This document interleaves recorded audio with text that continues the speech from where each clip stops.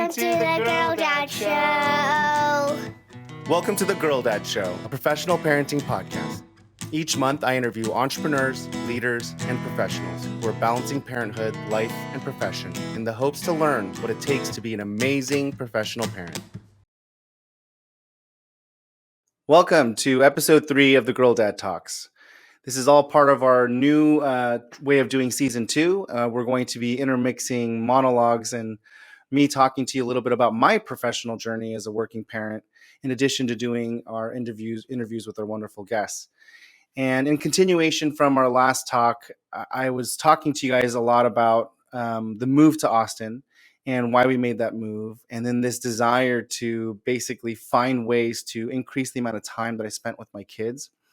And then how that led to, me operationalizing my time and figuring out how to achieve those goals. And then that opening up another window to another world where I've met so many people now in Austin that are generating a lot of passive income, or at least semi-passive income, and doing it in a way that is very, very attractive to, my original goal of spending more time with my kids. And although I achieved my first set of goals, the really big conundrum that I was facing, from the last episode was this idea that I achieved the goals of being able to make money when I wanted to, working with who I wanted to, and then also spend time with my kids when I wanted to. And then meeting these people that were basically able to generate income, whether or not they worked. And that just really fascinated me because that felt like it was a level up from my original goal. And then that level up of my original goal led me to needing to make a lot more money to basically start supporting the build out of buying these assets or investing like they do. And the conundrum was now I'm spending more time to do the thing that I wanted to do to begin with, which I already had, so that I can get a better version of it. I'm not entirely sure if I'm saying this correctly, but go watch episode 1 and 2 of the Girl Dad Talk to get the full story of what I'm trying to say, but that's the general recap. But I do want to talk a little bit more about why this is so important to me, because I am very fixated on this idea of leveling up my abilities and generating these income sources that can basically supplement and possibly replace my main income source, up to the point where I could choose to spend as much time as I want with my kids and still be able to afford to live and potentially even provide them, some sort of generational wealth. And I'll go over what I think that's good or bad on, because I've been, really wrestling with this concept of like, how much do I want to give my kids and how much do I want to leave with them, and how much do I want them to have from what I'm building versus them having to, build it themselves or understand it or learn it and all those things. But we'll talk about that in a future episode, because that's something that I've been really wrestling with a lot as we start to like think about, building a trust and a will and all those things. But again, I still feel young and limber, so I'm not too concerned about it. But for today, I do want to talk to you a little bit about the number one thing that I've been working on since last year. And I made this decision to pivot from consulting to really figuring out how to generate passive income or semi-passive income. And one of the biggest things that I learned from interviewing hundreds of people that have been able to navigate this infrastructure and system is that they have a good mix of real estate. Almost every one of them, I'd say the vast majority of them. I mean, there were some that, got out of real estate, but the vast majority of them still held a significant portion of real estate as part of their passive income sources. And I started to investigate real estate very aggressively and started to learn as much as I could, listening and reading Bigger Pockets, interviewing and talking to as many real estate investors as I could, understanding the ecosystem and the landscape, and just really getting into it. And one of the key things that I learned over that, 5 or 6 month interviewing and discovery process is that there's a million ways to do real estate. And it's very complicated and complex in the sense that, there is different reasons and different purposes. There's different types and classes. There's different people in the ecosystem that do different things. And you really have to figure out what your flavor is based on your financial strategy and goals, but also what you personally like to do. And that's kind of the big gist that I got from a lot of these people, is that, they went down this road and they started to do things in real estate, and they realized that they really liked long-term rentals because of X, Y, and Z.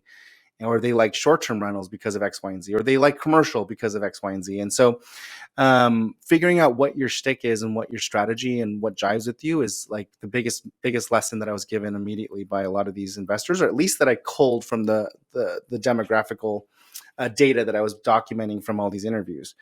And so I set out a plan to essentially try to do as many different types of deals as I could over the next few years. And the second thing that I tried to do was also figure out what was a good number for me to achieve for. So, in any good business, in any good goal, you want to set an objective, and you want to make sure that it's measurable, and if possible, time box it. And so I set an audacious goal of 200 doors in 5 years. And the math is really basic, but the idea behind it is that you're going to have some properties that generate more than others, and you're going to have some properties that generate very little. But on average, I just calculated if I could do $100 in cash flow a month per property, and if I can get to 200 doors, the idea is that that would that would yield quite a bit of money each month into building this passive income stream. And the reason why I got to 200 is that I felt like I wanted to set a really large goal, and it actually started out as like 10. And then that quickly went to 50. And then by the time I started doing real estate investing, I hit the number 200, because as you learn more about it, you realize that it's not as straightforward cash needed to basically invest and buy these things. You can actually do a lot of interesting stuff with leverage and debt and financing. And so the more you learn about real estate, the more you realize how the ecosystem works and how you can leverage it to your advantage. The more you realize that it scales exponentially a lot faster in the tail end of things as you start to accumulate more assets. Not to say that it's easy. I think I'm in the front part of it, and it's incredibly challenging. I'm on my fourth deal right now, and it's so hard. It's very, very challenging. It's very hard. I'm losing a ton of money on it, and I do plan on making it back because I do feel like the economics make sense and the financials make sense. But for the time being, in the short term, it is definitely way beyond my budgeted amount that I had allocated for it. But I will also say that I was able to acquire it with very little cash because I was able to roll over a lot purchase that I had and use a 1031 exchange, and then use that as my down payment to get leverage to take down a bigger home. And so I was able to buy a lake house in Lago Vista here for a little over $500,000 with initially very little cash, and then obviously everything went to shit, and so I had to pull in a lot more cash for renovations and all sorts of other things that I wasn't calculating. But that's a whole nother set of problems, right? Those are things that I'm learning about short-term rentals. The idea behind doing the real estate is that if you can start building out these assets, and having these portfolio of homes, you can essentially, with certain level of reliability, calculate your passive income flow. And you take data from the last 50, 60 years, and you take data from the local regions, and then you also take into consideration the market and where everything's headed. And you can basically extrapolate that, if there is downturns and upturns, and things go up and down all the time, that over the course of the time, just like you can kind of hedge the stock market as a average of 7 to 9% return depending on how you calculate it. The same thing with real estate. You can basically calculate that it'll keep increasing in value and appreciation, but definitely even in cash flow. And so I felt like it was a fairly secure bet. But what I really love about real estate is that when you have a bad business venture, you have a idea that you really love and you're passionate about, and you get investments for, or you invest your own money into it, you have a significant chance of failing that business. I mean, the failure rate of starting a business is like 95%, right?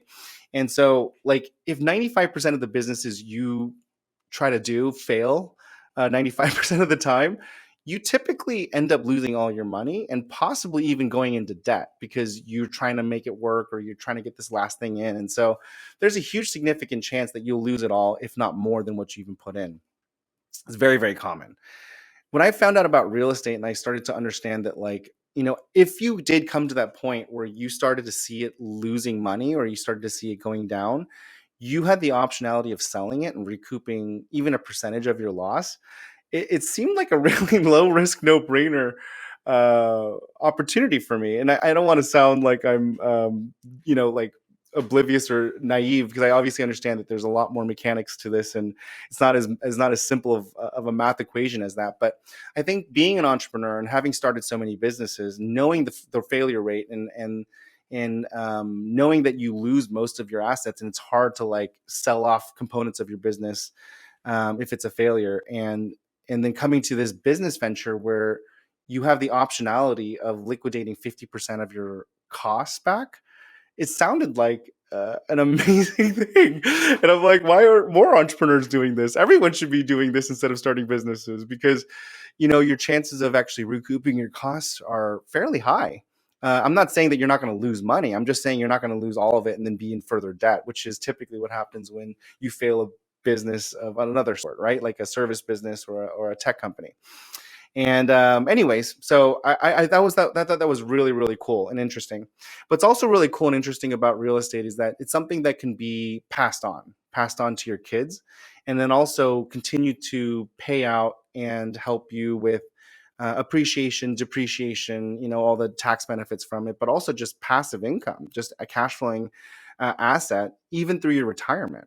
And what was very attractive to me about that was that I had very, very little invested into my retirement. I just was always banking on the fact that, I would, get a lot of money from a startup that I was building or I was a part of. And I just kept riding that, Silicon Valley startup train, just hoping for that sunset money. And never really took the time to invest in my retirement. And so my retirement fund was pretty small, and not that it was good or bad. I mean, I think a lot of people don't have a huge retirement either, but and I think statistically speaking, it's getting worse and worse with people saving as the generation goes on. But I started to realize that, instead of like trying to, supplement it or like trying to counteract it in this late stage, and not being able to capitalize as much on compounding interest and all those other effects that help your retirement account grow larger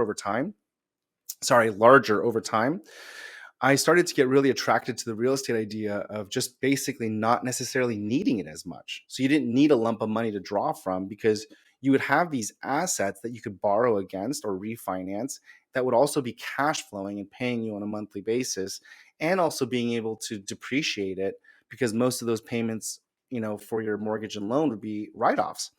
And so my mind and just my whole world just started opening up to, the benefits of how this could counteract in my life, and how it could impact, the way that I think and the way that I make money and the way that I operate. And so it really seemed like a great idea. And it's even now, I still think it's a great idea. And I'm not going to stop. I mean, I don't know why I'm saying it like it's an idea, because I'm already like neck deep in it. I'm already on my fourth deal. I did sell one, so now I have 3 homes. But I do have plans to buy an additional one this year. And so I bought a lot to hopefully develop on, but I didn't end up developing.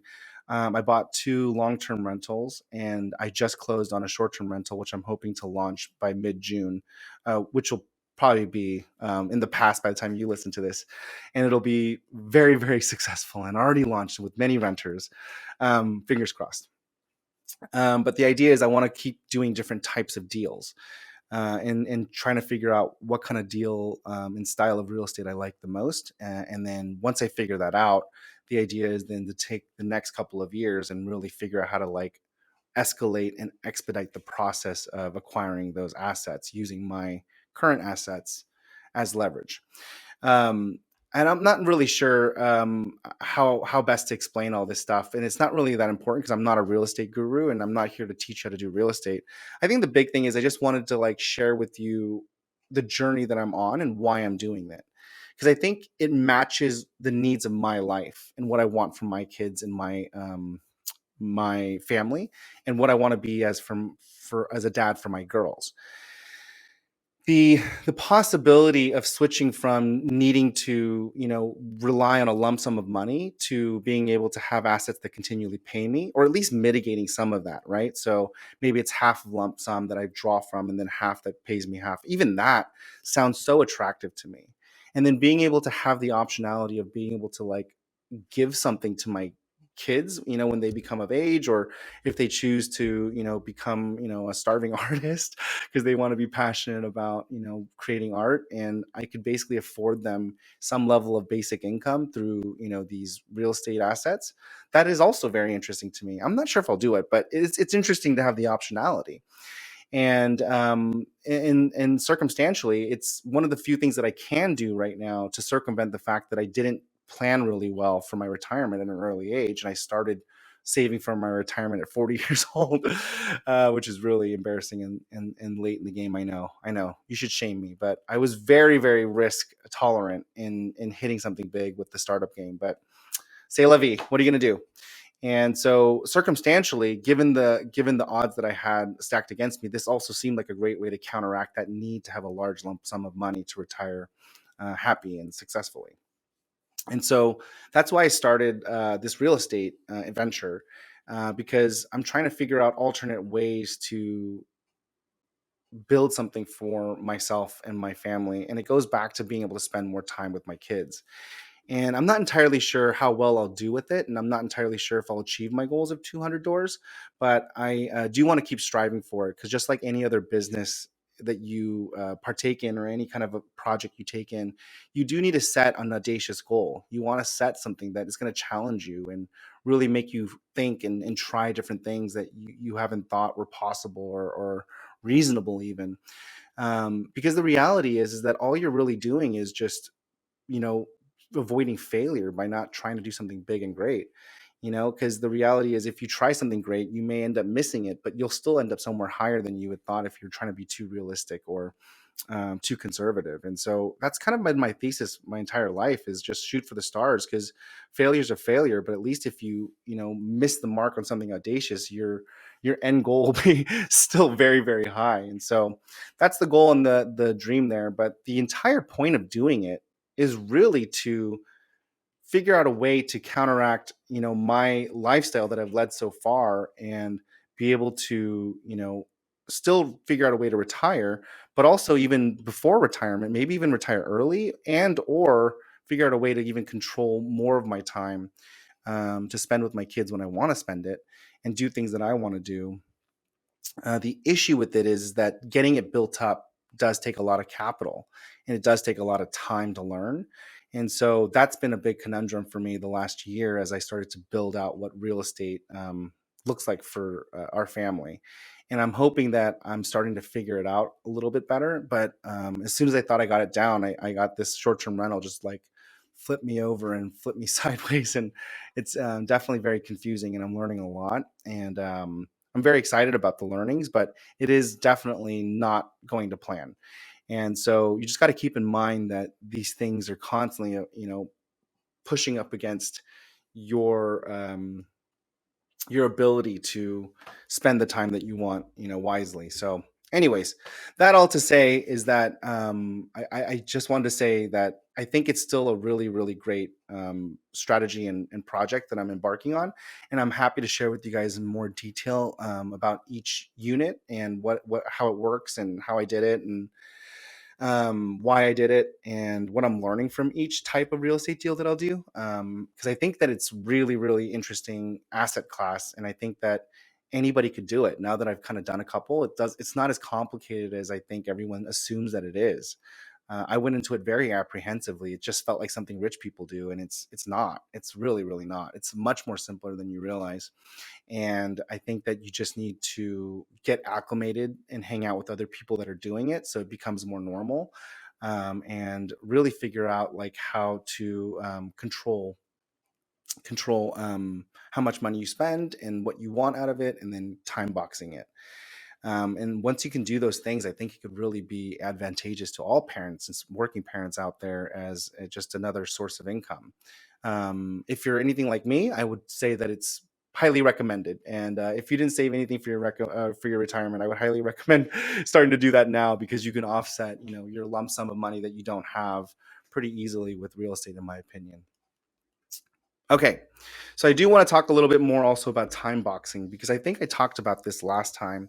You know how I was tracking all my hours, and I recently stopped because I felt like 2 years of hours tracking was really annoying. It was a lot of work, and it was kind of a grind, but it was very, very beneficial. And then doing this podcast and talking to you guys about it, it makes me realize that I should go back to doing it. And I stopped doing it because I felt like I had a good grasp of how I wanted to allocate my time and why I was doing it. But it started to make me realize that the reason why I'm feeling a little bit more lost on what I'm doing and how I'm doing it is because I stopped tracking it. So I'm going to go back to tracking my hours. And I kind of want to talk a little bit about why it was so important to track hours more, for the heart, mind, soul, and all those things. And it does make sense in that area, but also tactically to achieve your goals.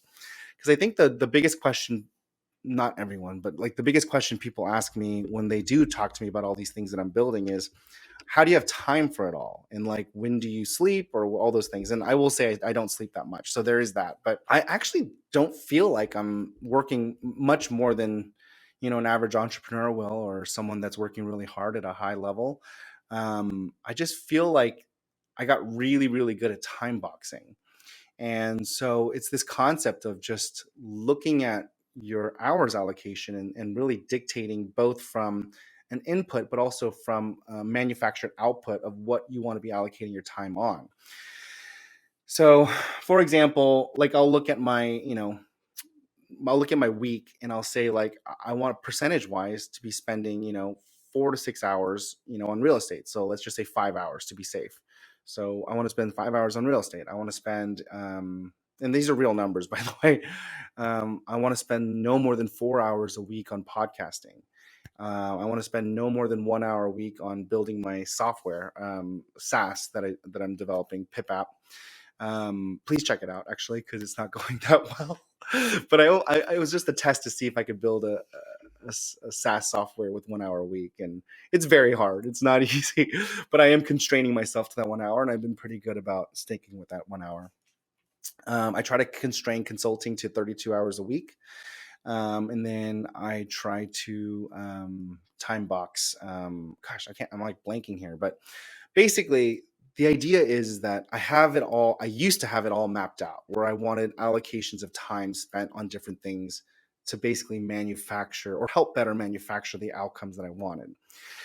That included sleep time, workout time, time with my kids, and all those things. I mean, there was a point where I would like literally calculate 30 hours a week with my kids, like whether that was eating with them, playing with them, doing stuff with them, whether that's soccer or whatever like that. Just making sure I bucketed that time, and then, trying to like enforce it, right? And trying to make sure I spent that time. And I know it's a really weird way to live your life, and it's a really weird way of talking about time with family and kids and work and all those things. But it's really helped me yield the successes that I've wanted from all the different aspects of my life. And I think it's not necessarily the best way to live, but it is definitely a way to live for a short amount of time to help you optimize, the outputs that you want. And the second thing that it does is it also starts to show you over time what activities lead to what results. Because as you start to track, different activities and time spent on different activities, and you start to see better results from different those correlated activities, you'll start to realize what you're naturally good at and where you can leverage more time in to get more output from. And so I highly recommend doing it. And I think I'm going to go back to doing it because over the last month or two, I've started to feel a little bit lost. And I think it has a lot more to do with the fact that like I'm now just like inputting and kind of reacting to the day versus like on a macro level saying, here's the goal, here's what I want to do, here's what I want to achieve, and here's how I want to allocate my time to those goals.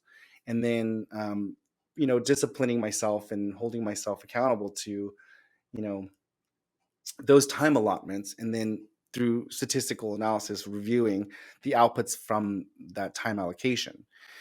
The reason why I will say that I stopped doing it is because my wife got into a car accident in December, and we could not find a replacement car. So they had to total the car. The kids are safe. Everyone was fine.